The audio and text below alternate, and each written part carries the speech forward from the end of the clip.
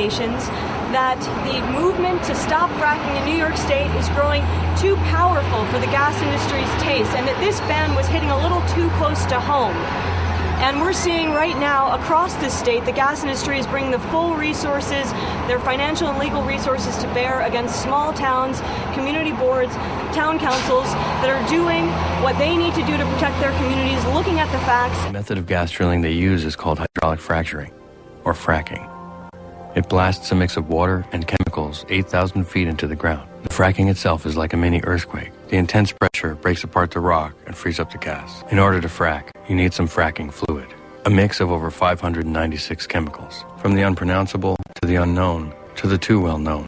The brew is full of corrosion inhibitors, gelants, drilling additives, biocides, shale control inhibitors, liquid breaker aids, viscosifiers, liquid gel concentrates. Why is hydrofracking raising such concerns? The materials used for hydrofracking don't biodegrade.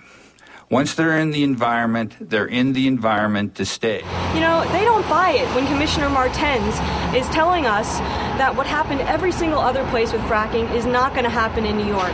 And if this governor is not going to stand up and protect the people of New York State from fracking, from these clear, severe, and unsolved problems associated with fracking, town by town, city by city, local elected officials are going to stand up and get the job done. And that's what we're seeing in Albany. It's too bad that Mayor Jennings had to stop this ban, but this movement to ban fracking is not going to stop.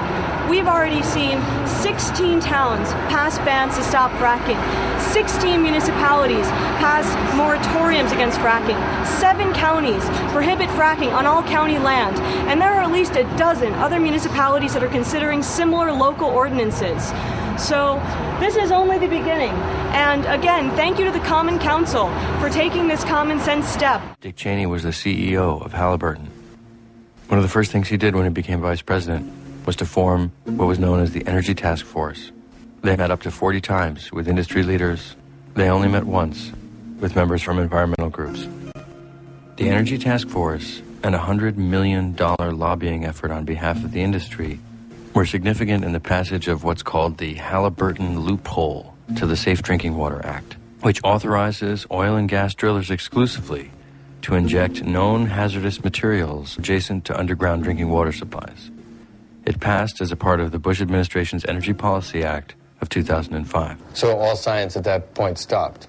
All science, all data, everything stopped. And we think that when every community across the state starts to look at the evidence, look at the facts, and really evaluate the claims of this industry, that this is really just one domino at the very beginning, and we're going to see a lot more bans starting to pass every single day.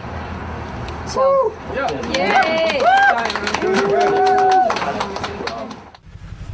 The estimate of the Pennsylvania Department of Environmental Preservation is one serious environmental concern for every 150 wells drilled to date. With that, I'd like to introduce Daniel Morrissey, founder of Water Equality. How can we have a press conference with no press, right? This is the press. We are the media. You are the movement. And we need every single one of you to do as much as you can possibly do so that we can get this override. The first thing that the industry should do is disclose what chemicals are being used in fracking and then limit the amount of toxic chemicals to a point of zero. I'm calling on every single person here and every single person you know to do this and do it well, because we need you right now. We need the city of Albany to pass this ban because it's a landmark step in the fight to ban fracking statewide, nationwide, and globally. Not on planet Earth. Amen. No. That is the truth, okay? We have the truth behind us, and that's what we have.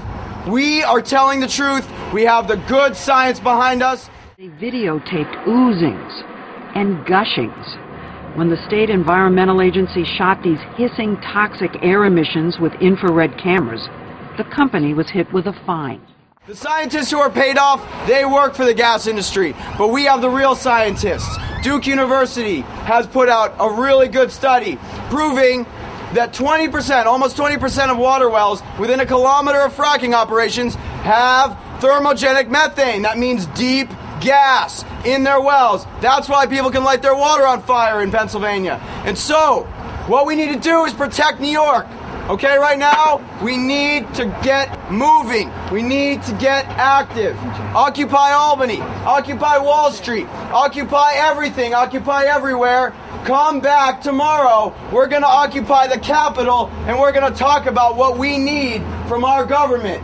And I expect you guys to be here, because I'll be here. And we are the 99%. I thank you very much.